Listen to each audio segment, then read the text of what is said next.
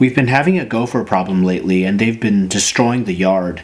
And unfortunately, this week I had to go get a trap in order to get rid of them. We already got one, but we don't feel very good about it.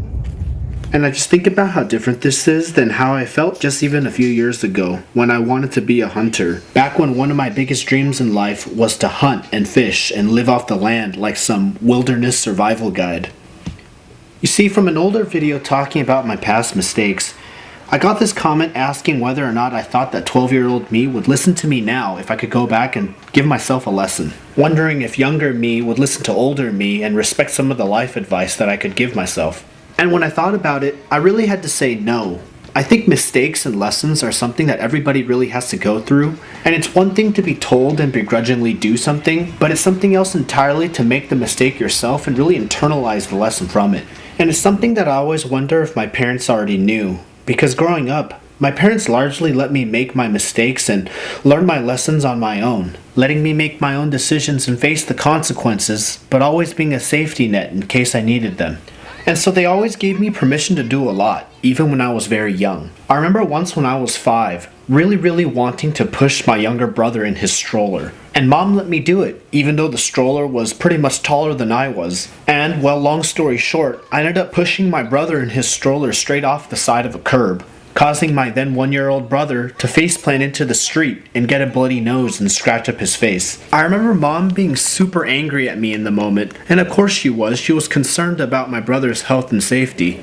She yelled at me, and it was probably the most mad that she had been at me up until that point in my life. But then going forward from there, it didn't make her stop supporting me and doing the things that I wanted, and always being supportive even in my mistakes. Case in point, there's this period of time back in junior high where I played this game called Big Game Hunters. Looking back, it was this horrible hunting game where you would go and outfit yourself and buy equipment and whatever else you needed, and then you'd march around in these horribly animated woods, eventually just watching an animation of whatever animal that you were trying to hunt. There really wasn't even a point to the game. It was really just an advertisement for Cabela's. But because of that game, I started ordering Field and Stream magazines and looking through the Cabela's catalog, eventually convincing myself that I could be a professional hunter, that I could catch wild game and prepare the meat to feed the family. I even went to the library and borrowed books about how to hunt and how to prepare game, recipes for rabbits and squirrels. And when people asked me what my dream was, I would always tell them hunting. 你最大的愿望是什么? That I can get a gun and go hunt caribou, lynx, and elk. Say that again?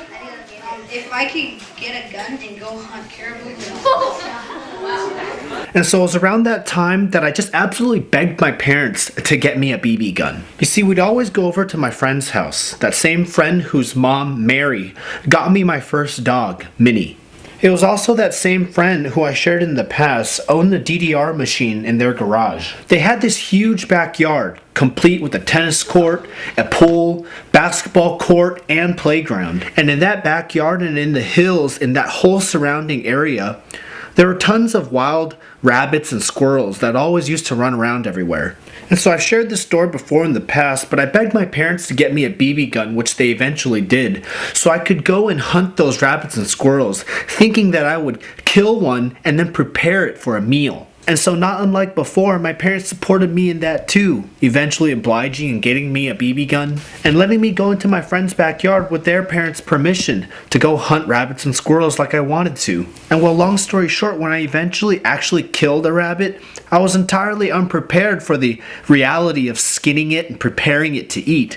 Eventually asking my mom to come bail me out when I realized all the games that I played and all the books that I read did not prepare me for the realities of butchering an animal. And although we did eventually barbecue it, it was my actual potluck contribution that day. I realized that day that I just could not be a hunter. And more than that, I realized that despite getting myself into a bind, Mom was still there to bail me out, and that she continued to support me with such grace despite my own mistake. Which is why when I was reflecting on this today while I was trying to catch the gopher, going from when I wanted to hunt and kill animals to now even feeling bad when I'm trying to catch this pest, it just made me think about what it was about my parents that they could support me in all these things that they may or may not have agreed with, but that they were still willing to support me and bail me out when needed. And so I came across this video of Mom sharing with her church group years ago about her favorite thing about me.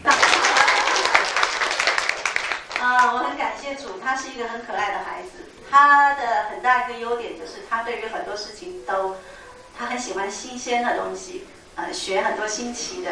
那我本身是一个比较保守的个性，所以他就教给我很多一些新鲜的东西，包括车子啦、电脑啦，很多的这些他就教给我，还要叫我记下来、背下来。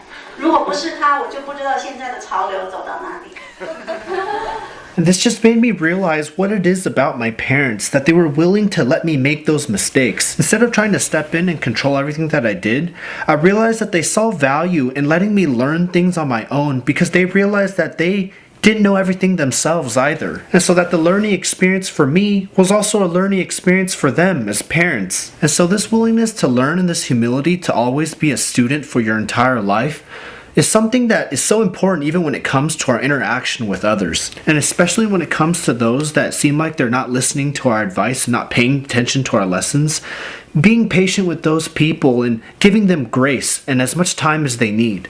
Having the humility to accept that and even possibly accepting that you could be wrong is something that can really help build others up. And more importantly, by being there for them when they fall, it really helps strengthen the relationship and the bond between people. And so while I was reflecting on gophers, rabbits, life regrets, my relationship with mom and her state now, and the fact that this coming week is my birthday week, I wanted to share this letter that I came across in my email that my mom wrote me on my birthday a few years ago. She wrote, "Dear Frank, happy birthday. This is a special day. In this special day, Mom and Dad thank the Lord so much and also appreciate you. You are a good son indeed. I feel sorry for those days that I yelled at you when I got in a bad mood. Actually, I had to learn how to control myself. One day when I was praying, your face came upon me. It was when you were 3 years old, a happy boy, so happy, so brave, and so active, always wanting to help and take advantage of everything. Sometimes Mom and the other adults did not really understand your thoughts and we made a mistake. Do you remember when you just wanted to help take care of John? And then I thought that you were being too noisy and that you would wake John up, so I made you keep quiet. Do you also remember when you helped push the stroller, but you let John drop from the curb? I knew you just wanted to help. I really appreciated you, but instead I scolded you. I'm so sorry to hurt you if I did. You are not naughty, but funny. You have such good ideas and you want to explore many things. You like to try and test things, but for adults that's not easy for us to control, so you always got warned.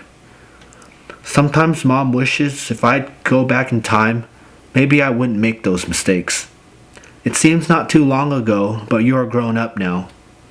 Mom and Dad still pray for you. We hope you fear God and have a wonderful life. We love you so much, Mom and Dad."